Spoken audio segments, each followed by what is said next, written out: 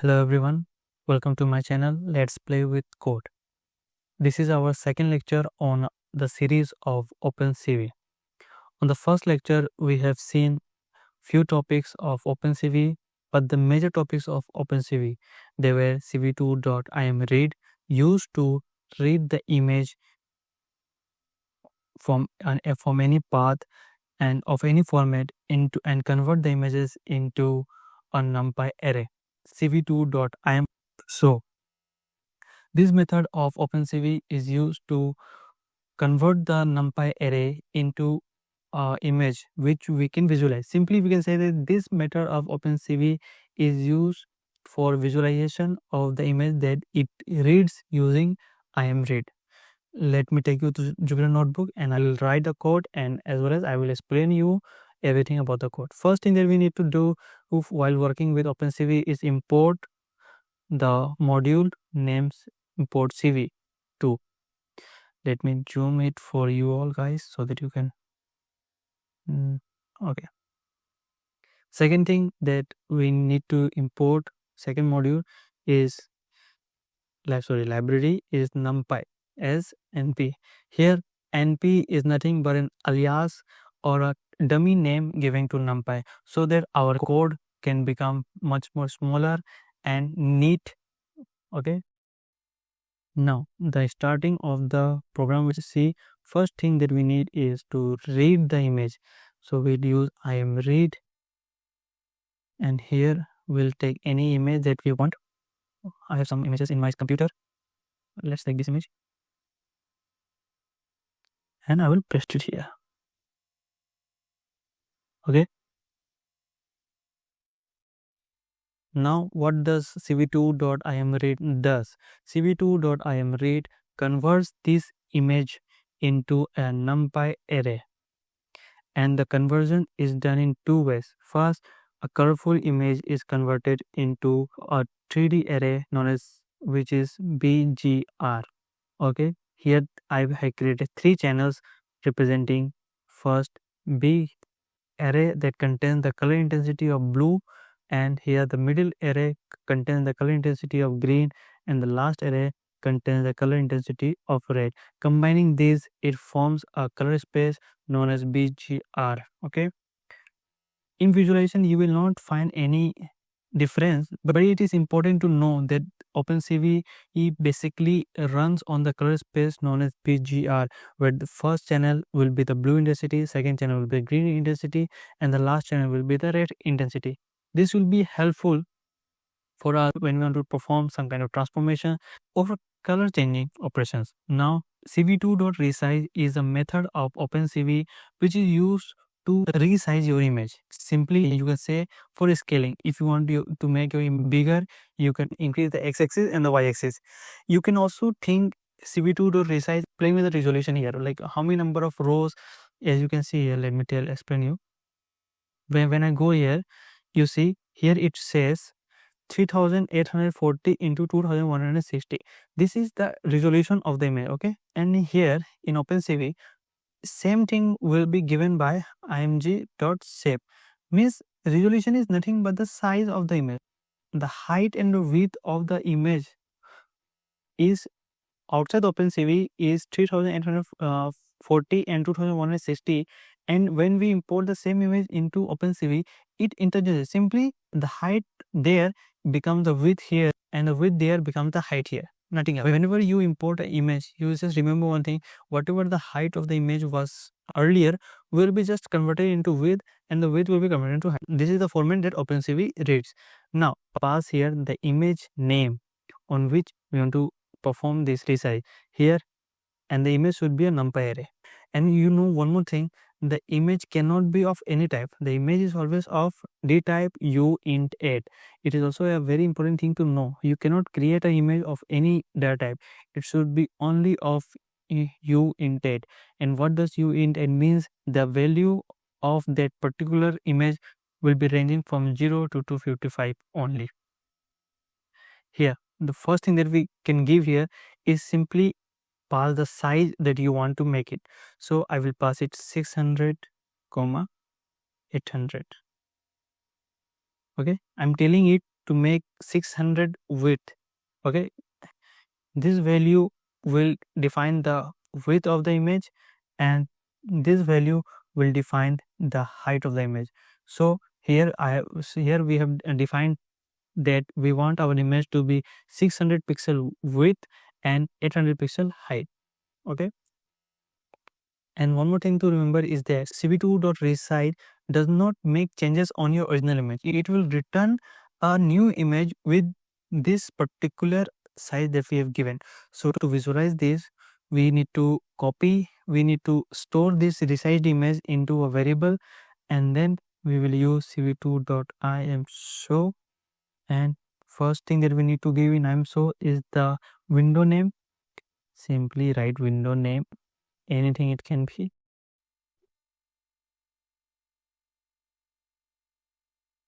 Window name, and I'll give here img1. Here the wait key is one more method of OpenCV. It is used to display your window created by imshow. If you don't use cv2.wait key, your computer will open your window and it will close so fast that you cannot see with your human eye. So in order to make our window appear so that we can see it clearly, we use wait key. And wait key takes two types of parameter. First is 0, which means it will wait for infinite time until we press any key of our keyboard.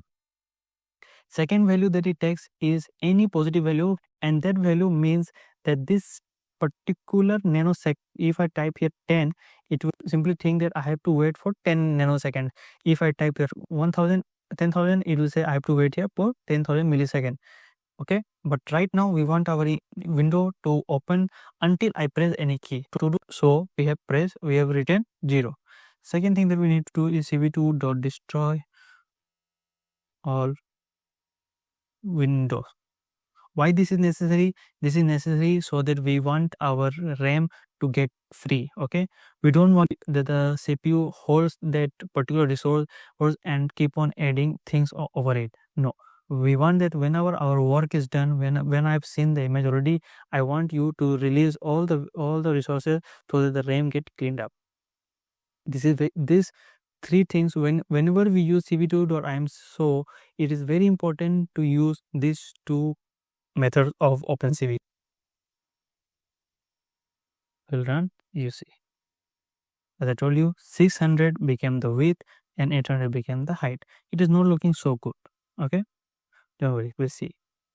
There's one more method that we can perform in resize. That is, instead of giving the size in fx, we'll give 0.5.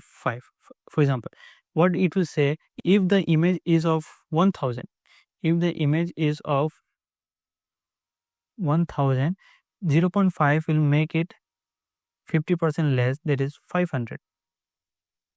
Okay, 500.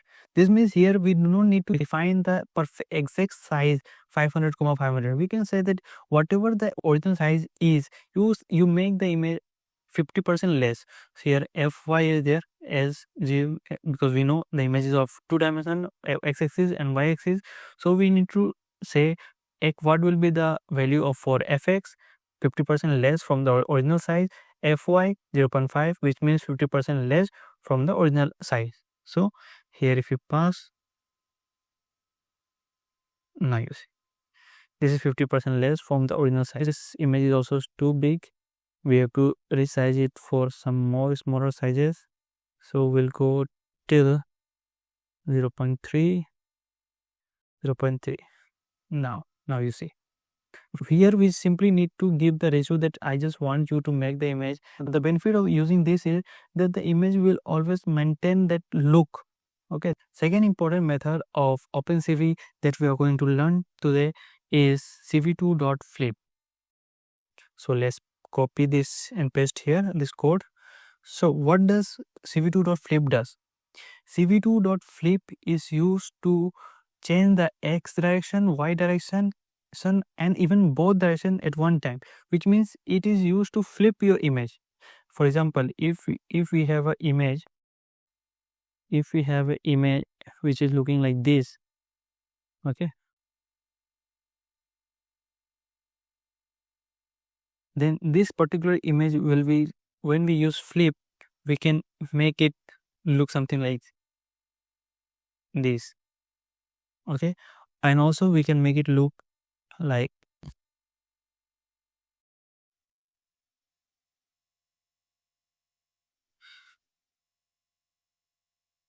this. And there's one more way that the image will convert, that is both this direction plus this direction. Means this means it will look something like this.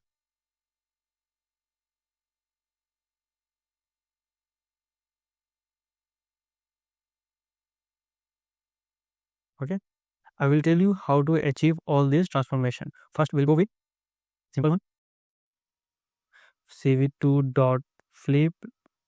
Here, the first parameter that we need to give is the image name on which we want to perform this flip operation. And here, it takes 3 values to perform this operation. First 0, then 1, then -1. These 3 values are used in cv2.flip. If you press 0, it will make your image go upside down. Okay, means whatever we are looking, it will create the image upside down. If cv2.flip imc, and this is also same like resize. It does not make changes in your original image. It will return you a new image, and that we can store it in a variable and visualize it. See, it makes your image upside down. Now second value that we need to use is 1. When we use 1, it makes the image flip on the y-axis. To visualize this, we can use both the images so that you can understand better. Here, when we use 2 I am so in a single code, we cannot give the name same because the new window will always override the previous window. Now we'll run this.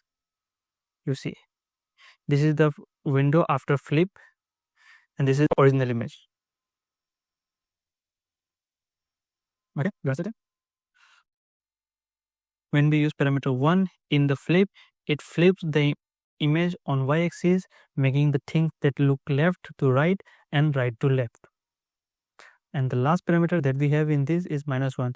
The car image will look upside down. This is all that cv2.flip does. That is changing the direction of the image both on y-axis and x-axis. The 3 parameters that flip takes is 0, 1 and -1. After performing all types of operations on OpenCV, we want our image to save somewhere. Okay, in order to save the image in OpenCV, there is a method known as cv2.imwrite. What it does is cv2.imwrite takes 2 arguments. First is the image name, on which name you want to save. Let's say I want to save the image on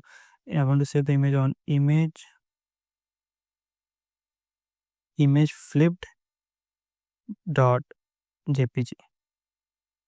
Okay, I want to save the image on this name, and which image I want to save it. So I will give it img2. Here you can give the full path also. Okay, this is not necessary that you only need to give the image name. You can give the full path. Here, if I use only the image name, it will save the image on the same directory or on the same folder on which the program is running. So if you run it, the image has been shown here. And let's go to our folder on which we are running our Jupyter notebook. The Jupyter notebook that I'm running is in Jupyter notebook. Sorry, not OpenCV. It is on.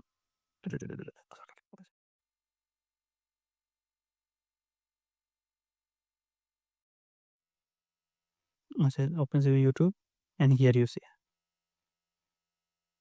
this is the image that got saved here. So let's recap one more time what we have seen today. First of all, that we have seen is how to import an image that I told you in the first lecture as well, that cv2.imread is used to import an image using the path of the image. Second is cv2.resize, used to resize the image. Here first we give the name of the image on which we want to perform the resizing operation. Second is none. Why none? I've given here, because here instead of none you can give your actual size what you want. If you want 600 600 or 500 500, whatever image you size you want, you can define it by yourself. Second thing that I told you today is cv2.flip. This is a function of OpenCV used to flip your image as on x-axis, y-axis, and also on the both axes. To do so, here we have three parameters. First is 0, which means image will be flipped on upside down. Second is 1, this means flipping the image from left to right, giving the mirror effect. And the third is -1, doing both at a time, flipping plus doing left to right operation as well. The third thing that we have seen today is how to save the image once the operation is done. The method that OpenCV provide to save the image is cv2.imwrite. In cv2.imwrite, we need to give two parameters. First is the image name. You should always use a correct and accurate extension. Like I have used here JPG. Here you can use PNG, etc. Let's try with PNG if you want. PNG. Now, if you go again here, it is on cv2.opencv, cv2.opencv language, Jupyter notebook, OpenCV, not here, OpenCV YouTube, and here is the image, cv2.flip. Okay, it is not. See, here you see, here you can see the format. Here is the JPG as well as the PNG. The same image is saved in two formats. One is JPG and one is PNG. JPG format has saved the image in 215 KB, but the PNG image has saved the image in 1012 KB. This means if you want a higher resolution image, you need to save the image in PNG, and if you want a medium size resolution, you can save the image in JPG. And this is all about today. Thank you for watching. I will see you on the next lecture.